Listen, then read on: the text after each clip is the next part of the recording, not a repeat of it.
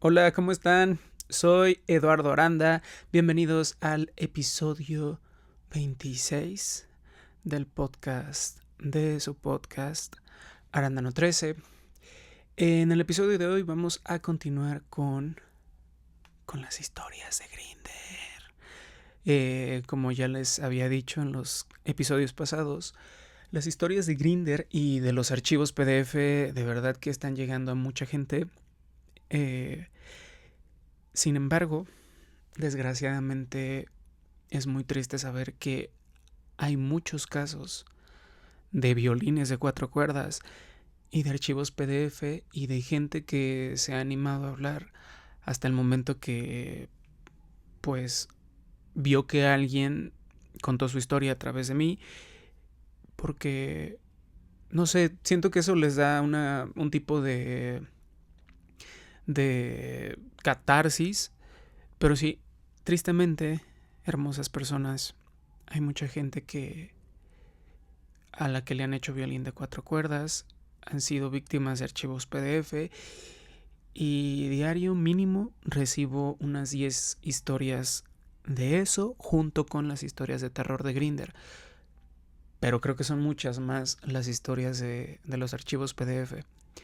Quien tenga dudas con los eufemismos los va a ir hilando conforme vaya narrando. Sin embargo, el episodio de hoy va a ser de historias de terror de Grindr para ya ir contando todas porque saqué historias desde agosto. Desde agosto. Entonces, bienvenidos. Vamos a empezar con la primera historia. Hace un año estaba en Grindr y me habló un güey que me salía a más de 20 kilómetros. Pensé que en algún momento del día habíamos estado cerca y por eso me apareció. La verdad, como se veía súper guapo, le seguí la plática. Al día siguiente me dijo que tenía casa sola y que fuera, que él me pedía el Uber y todo, insistiendo en que no me preocupara por el dinero porque él ponía todo por mí. Desde ahí comencé a sospechar. Se me hacía raro que alguien mostrara tanto interés, pero otra parte de mí pensó, por fin un chico guapo te está rogando, no estás como para mandarlo al carajo. Entonces acepté.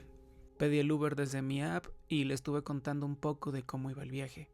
Durante el trayecto nunca intercambiamos nudes, pero sí me iba cachondeando con mensajes. También le pedí su ubicación en tiempo real para sentir un poquito más de seguridad. Después de casi ya 2 horas llegué. El destino era por Metro Tepalcates, en la Ciudad de México. Se acercó el chico de la app, le dio un billete de 500 al conductor y le dijo que se quedara con el cambio. Otra vez se me hizo raro, pero quise pensar que cagaba varo y que de verdad no le importaba el dinero. Le dije que fuéramos a su casa y él me empezó a guiar, pero hacia otra dirección. Como era zona de departamentos, incluso llegué a pensar que lo hacía porque la ruta más directa no tenía acceso. Seguimos caminando hasta que llegamos a un lugar solo. De repente, detrás de un cuarto de mi cochera, salieron otros 5 cabrones con juguetes de fuego. Me jalonearon, me aventaron al piso y me empezaron a golpear y a patear para despojarme de mis pertenencias. Me obligaron a darles las contraseñas de mi reloj, celular y cuentas del banco. Por los nervios yo titubeaba al decirlas y más me golpeaban entre insultos. De las pocas cosas que recuerdo, porque mi cerebro bloqueó el resto, fue que me dijeron, esto te pasa por... ya saben la palabra. Cuando me dejaron sin nada, me levantaron y me ordenaron que siguiera a uno de los güeyes que traía juguete. Yo pensé, a la chingada, ya valió, hasta aquí llegué. Pero el tipo solo me dijo, camínale rápido, todo derecho por este pasillo, hasta llegar a la avenida. Nada más donde te dé voltear, te voy a soltar el plomazo. Empecé a caminar y aunque seguía sus instrucciones, a cada paso sentía que me iban ya saben, a descargar el juguete. Llegué temblando a la avenida, conseguí que me dieran instrucciones para llegar al metro y que me prestaran dinero. Le agradezco infinitamente a la gente que me ayudó esa noche. Perdí muchas cosas materiales, pero aprendí bastantes lecciones. Quisiera que algunos aprendan de mis vivencias para que no tengan que experimentar lo mismo que pasé yo. Vamos con la segunda historia. Esta historia comienza el día de mi cumpleaños, en el mes de diciembre, en la ciudad de Santa Marta, Colombia. Para mí es muy importante mencionar la ciudad específicamente porque sé que a mucha gente le ha pasado lo mismo ahí. Yo tenía el dicho de que si visitaba una ciudad era necesario probar producto local, o sea, acostarme con un hombre de esa ciudad. Para eso utilizaba Grindr, la aplicación de encuentros casuales. Apenas llegué a Santa Marta, lo primero que hice fue descargar la app para ver qué había. Comencé a dar likes a las personas y a las porquerías. Y bueno, entre todos había un tipo muy insistente. Ese día yo me sentía muy cabizbajo a pesar de ser mi cumpleaños. Me sentía muy raro, como si mi cuerpo me dijera, guarda energías para algo. Y efectivamente, las estaba guardando. Como era mi cumpleaños, quería salir a bailar y a tomar, aprovechando que estaba en una ciudad nueva. Sin embargo, seguía hablando con este chico, el insistente. Él me mandaba muchas fotos, incluso de su nepe, y luego una foto efímera de su cara. Se veía diferente a la persona del perfil, pero como yo ya estaba alborotado, no le di importancia, pensé que simplemente no era fotogénico. Él insistió mucho en pasar a WhatsApp, porque no le gustaba hablar por la app. Accedí. Yo estaba viajando con una amiga, pero le mentí diciéndole que me iba a acostar a dormir. La realidad era que me iba a ver con este tipo. Acordamos vernos a la 1:30 am. Mientras mi amiga se iba, él me escribía cosas súper intensas como mi amor, no me dejes, mi príncipe. Se me hizo raro tanto romanticismo falso, pero caí.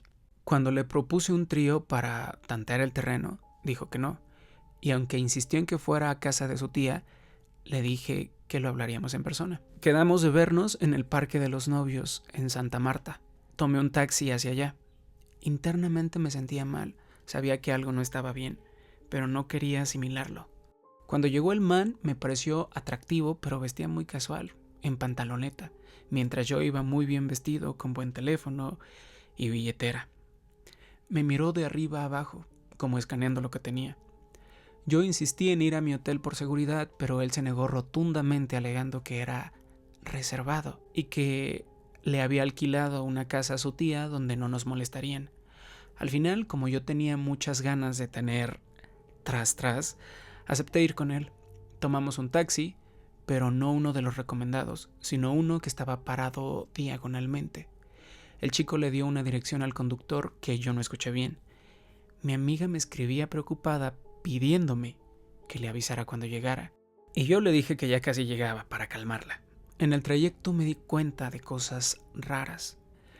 El tipo se puso a escribir mensajes nerviosamente y el taxista me miraba mucho por el retrovisor. Yo, en mi inocencia o estupidez de ese momento, no le hice caso. Nos fuimos metiendo en un barrio que se veía cada vez más peligroso y precario. Creo que se llamaba La Reina o La Princesa. El taxista seguía callado, solo mirándome. Llegamos a un lugar donde había unas escaleras súper largas. Él, con el que yo iba, pagó el taxi o hizo el trato, no sé si el taxista era cómplice, y me dijo que subiéramos. Como soy una persona robusta, le dije que eran muchas escaleras, a lo que él respondió con un tono extraño: pero usted puede con eso y más, yo puedo con usted. Me reí y subimos. En el camino vi a unas niñas que se me quedaron viendo como diciendo: ahí va la nueva víctima. Pero seguí. Llegamos a una parte alta, casi un cerro, donde ya no había casas, solo rastrojo. Él me dijo: mira, desde aquí se ve todo Santa Marta. Qué lindo, ¿cierto? Me hizo caminar detrás de una casa, hacia un monte muy espeso. De repente, gritó durísimo: ¡aquí fue! No me hablaba a mí, sino a una persona escondida en la maleza que salió con un cuchillo y se me lanzó encima. Mi reacción fue por instinto. Empujé al tipo del cuchillo y le grité: ¡no me mates! Y salí corriendo. Como estábamos en un cerro, rodé por una pendiente hasta caer en una parte plana. Miré hacia arriba y vi que venían bajando, siguiéndome. Empecé a gritar como loco pidiendo ayuda, pero nadie salía. Parecía que la gente de ahí, pues no sé, ya lo sabía, ver esto era normal para ellos, creo. Seguí corriendo entre lo que parecía un caserío estilo favela, donde el suelo de una calle es el techo de la casa de abajo. Al ver que ya estaban a punto de alcanzarme, me lancé desde la altura equivalente a un segundo piso. Mi cuerpo no resistió el impacto y me esguincé el pie izquierdo. Tenía dos opciones: quedarme ahí llorando o correr por mi vida. Elegí correr. Con el pie destrozado corrí buscando la calle principal pensando, seguro me están esperando abajo. Llamé a mi amiga por una videollamada gritando que me iban a desvivir y le mandé mi ubicación en tiempo real. Aunque ella no podía hacer nada porque no conocía la ciudad. Llegué a la avenida principal y gracias a Dios ellos no estaban ahí. Le pedí ayuda a una señora, le dije que me querían desvivir, pero ella fríamente me dijo, eso no es mi problema, y me cerró la puerta en la cara. Un motociclista también me ignoró. Finalmente, llegué a un local de comidas rápidas, tuve que fingir ser cliente y pedir comida para que me dejaran entrar. Solo así, después rogarles que llamaran a la policía. Cuando llegó la policía dijeron que no conocían bien ese barrio. Una muchacha del lugar, después de que su novio se negara a ayudarme, me pidió un taxi de confianza. Yo estaba en shock, sangrando por los raspones, con la ropa sucia y el pie herido. No sabía si me habían apuñalado porque el atacante había lanzado el cuchillo, pues, a matar, pero por suerte no me dio. Llegué al hotel y mi amiga me acompañó al hospital. La policía me dijo que como no tenían la dirección exacta ni los nombres, y como probablemente ya no estaban ahí, ellos no podían hacer nada. Básicamente fui a perder el tiempo con la denuncia. Sin embargo, en el hospital, un oficial que estaba ahí por otro asunto escuchó mi historia y me dijo algo que me heló la sangre. En Santa Marta es común que hagan eso, no solo para robar, sino para desaparecer personas y hacer algo con las partes internas del cuerpo. Me dijo que el hecho de que yo hiciera tanto escándalo y gritara como loco fue lo que ahuyentó a los agresores y me salvó la vida. Si hubiera sido un simple robo me habrían quitado todo en el taxi, pero ellos me llevaron al monte para ahí apuñalarme. Hoy estoy saliendo de los ataques de pánico y el estrés postraumático gracias al cielo. Me he alejado de esas aplicaciones porque he leído historias muy similares a la mía. Cuento esto como un desahogo porque antes mi cerebro bloqueaba los detalles, pero también para advertir. Si van a Santa Marta, tengan mucho cuidado con Grindr. Ahí, para algunos, cazar personas es un trabajo. No me robaron mis pertenencias, pero sí me robaron mi tranquilidad. Un pequeño paréntesis antes de continuar con la tercera historia. Yo no he tenido el gusto de ir a Colombia, pero 3 de mis amigos más cercanos sí han ido y me contaron que básicamente Grindr ahí es como un tipo catálogo, pues para adquirir el tras de forma pagada y que es muy inseguro abrirlo, supongo que en ciertas ciudades, así como aquí en Santa Marta. Lo que les puedo decir es que, pues, si están en un lugar donde no tienen, o sea, ni siquiera son de ahí y no saben qué onda, para empezar, avisen. Yo no sé, este güey, yo no sé por qué no le avisó, no le quiso avisar a su amiga, si es como lo principal. Todavía, no sé, fueran sus papás o alguien de quien se estuviera escondiendo, ok, lo entiendo, pero, güey, es tu amiga. Pero bueno, anyway, solamente hago ese paréntesis como para que tengan mucho cuidado si van de turistas, pues avisen. Yo no soy nadie para decirles que no lo hagan, solo avisen. Y pues bueno, sigamos con la tercera historia. Hace 2 años, cuando recién cumplí 18, estaba en esa etapa donde uno quiere descubrir quién es y qué le gusta. Por curiosidad descargué Grindr y conocí a un tipo de 38 años o más. Al principio fue amable, se mostraba seguro de sí mismo y yo, ingenuo, le creí. Acepté que pasara por mí. Cuando llegamos a su privada todo se veía normal. Casas bonitas, silenciosas e iluminadas. Sin embargo, su casa estaba al final de la calle, casi escondida entre las sombras. Desde que bajé del carro sentí una vibra extraña, pero no dije nada. Al entrar, lo primero que vi fue una imagen que todavía recuerdo con mucha claridad. Un señor mayor en una cama inmóvil, pálido y apenas respirando. Le pregunté quién era. Me dijo, mi papá. Respondió con una voz indiferente, como si hablar de un muerto viviente fuera lo más normal del mundo. Me dio una explicación vaga, pero algo dentro de mí ya estaba inquieto. Subimos a una habitación, él comenzó a portarse extraño, se veía nervioso o más bien desesperado. La habitación estaba casi a oscuras. De repente sacó una bolsa con jeringas. Al principio no entendí qué estaba pasando, pero su mirada cambió por completo. Se transformó en alguien distinto. Solo se escuchaba su respiración pesada, como si algo lo estuviera consumiendo por dentro. Intenté tranquilizarme, pero el miedo real me invadió cuando se puso agresivo. Le pedí que prendiera la luz, pero no quiso. Me hablaba raro, incoherente, como si no estuviera en sí mismo, como si hubiera, no sé, como si algo lo hubiera poseído. De repente escuché un golpe. Había tirado algo de la mesa. Cuando encendí la linterna de mi celular para alumbrar, porque recuerdan que no se veía nada, lo vi convulsionando, sacudiéndose y botando espuma por la boca y tirando todo lo que encontraba a su paso. El caos se desató. En medio del ataque agarró una jeringa, se la clavó y en un impulso violento quiso agarrarme para inyectarme a mí también. Me quedé congelado unos segundos, sintiendo un terror que nunca había experimentado en mi vida. El corazón casi se me salía del pecho. Pude empujarlo, se cayó y empezó a convulsionar otra vez. Ahí supe que esa era mi única oportunidad de salir. Abrí la puerta como pude, bajé las escaleras con el corazón en la garganta, pasé otra vez junto al papá, que seguía inmóvil con esa mirada perdida, y salí corriendo de la casa sin voltear. Sentí que en cualquier momento él iba a aparecer atrás de mí. Nunca había corrido con tanta desesperación, se los juro. Cuando llegué a la calle principal sentí que por fin podía volver a respirar. Hasta hoy, cada que pienso eso, se me baja la presión. No sé qué hubiera pasado si me hubiera quedado un minuto más ahí adentro. Esa experiencia me marcó para siempre. Me enseñó que a veces el verdadero terror no está en las historias inventadas, sino en la gente que te puede abrir la puerta con una sonrisa y esconder un infierno atrás.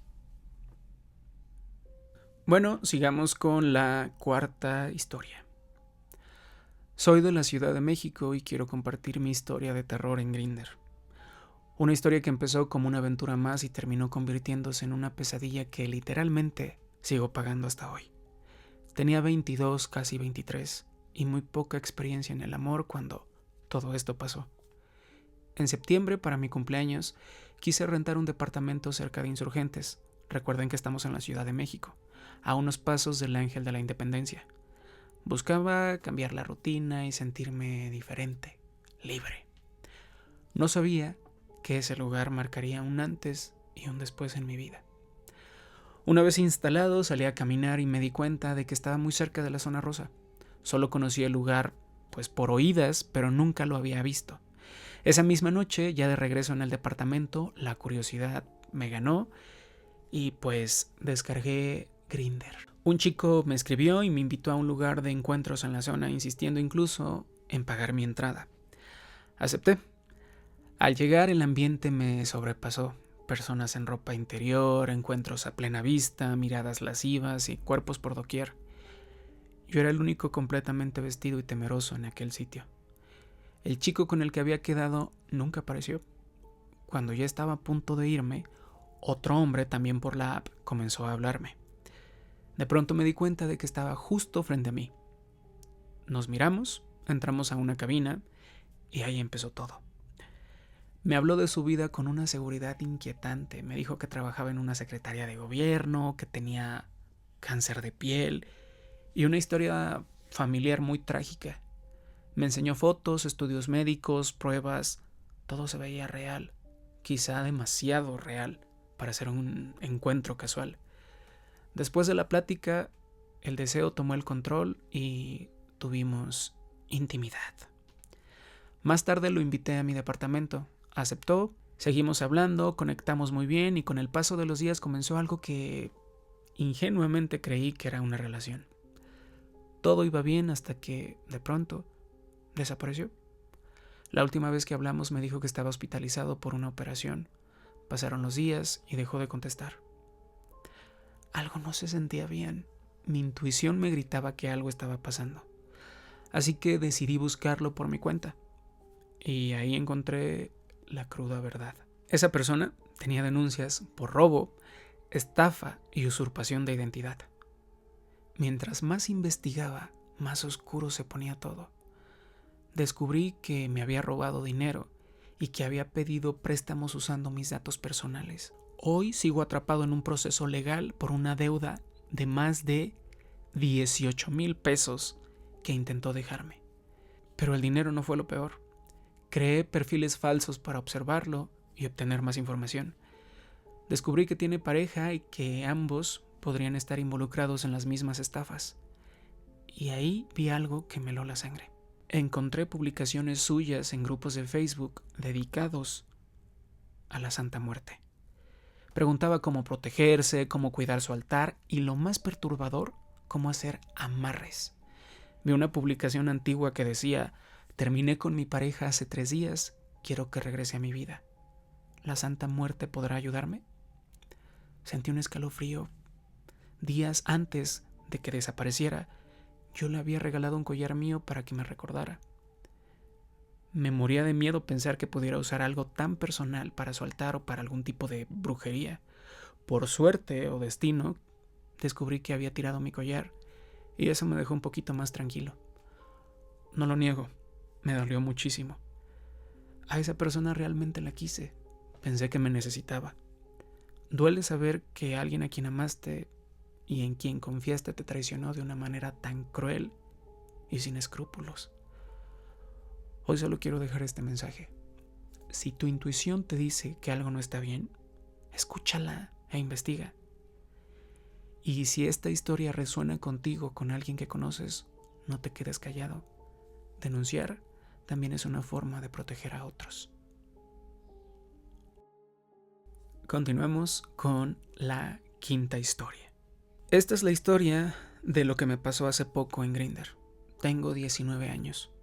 Hace unos meses instalé la aplicación solo para conocer personas y platicar. Ahí conocí a un chico que tenía 27 años, llamado Ángel. Al principio todo bien, platicamos y me cayó muy bien. Me dijo que le pasara mi número de teléfono y tontamente se lo di sin pensar lo que iba a pasar. Comenzamos a platicar por WhatsApp y todo bien. Me dio confianza porque era un chico muy amable y muy atento. 2 días después me dijo por mensaje: vamos a vernos, quiero platicar. Yo acepté y le dije que sí, que nos viéramos en un lugar público como un jardín o algo así, y me dijo que sí. Llegó la hora de vernos y ya me estaba esperando, y al momento de verlo me dio una extraña vibra. Más que nada al verle los ojos. No le hice caso y lo ignoré por completo. Después de eso me dijo: vamos a mi coche, yo te llevo a tu casa. Y acepté.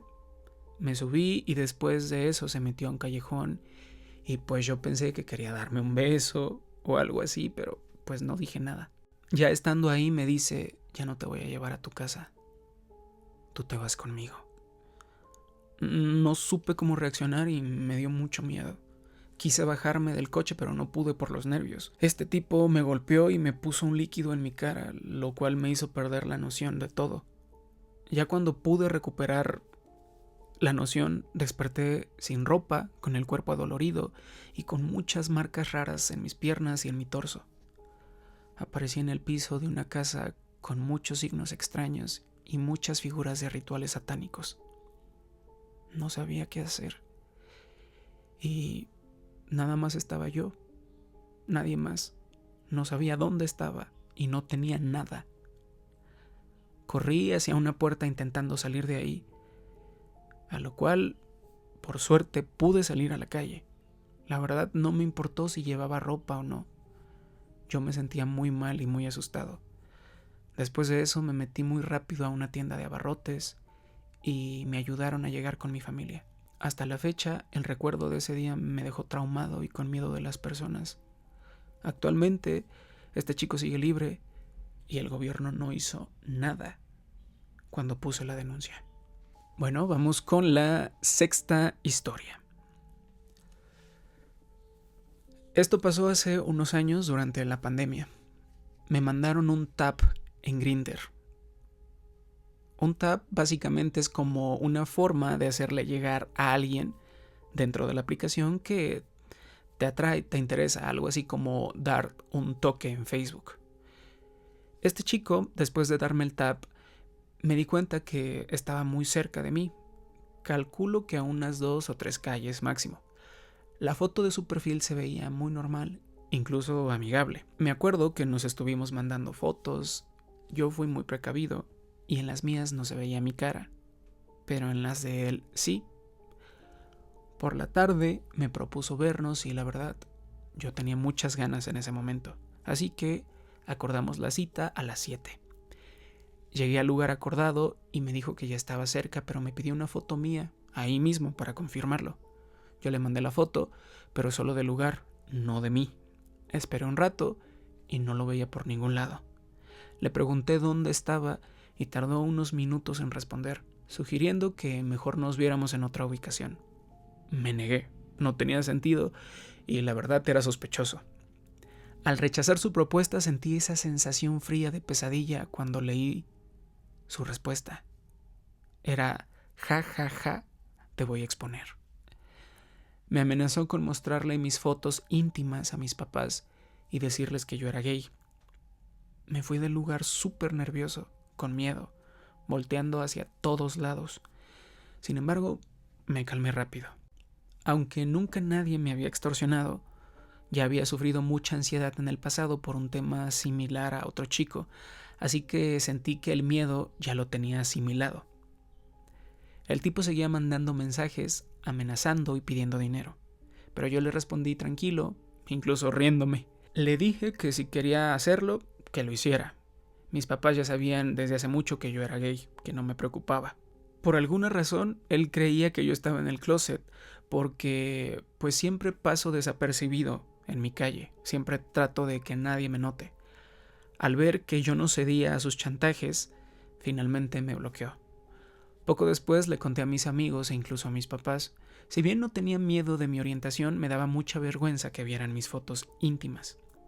Mis amigos investigaron las fotos del chico y resulta que eran robadas de un creador amateur de Twitter.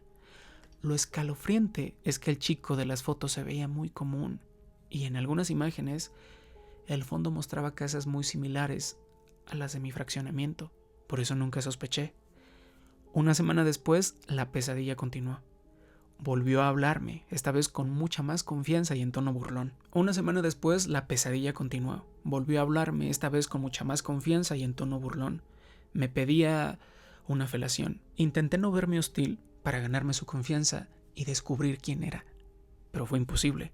Nunca bajó la guardia. Al final, lo de las fotos fue lo de menos. Lo que realmente me aterró fue darme cuenta de que era alguien que me conocía muy bien a mí y a mi familia. Entre los mensajes de amenaza mencionó que sabía que mi mamá tenía una tienda y que mi papá era mecánico. Son datos que muy poca gente en mi calle conoce, ya que mi papá ni siquiera trabaja cerca de la casa. Hasta la fecha, eso me mantiene inquieto. Nunca tuve problemas con nadie en mi barrio. Mi escuela estaba muy lejos y yo apenas salía a asomarme de vez en cuando. Me quedé con el trauma de saber que alguien cercano me conoce, me vigila y que, peor aún, esta persona quería extorsionarme. Por desgracia, nunca pude saber quién fue. Y bueno, vamos con la séptima historia. Soy de la ciudad de Guadalajara, Jalisco y tengo 22 años. Conocí a este chico en Grindr.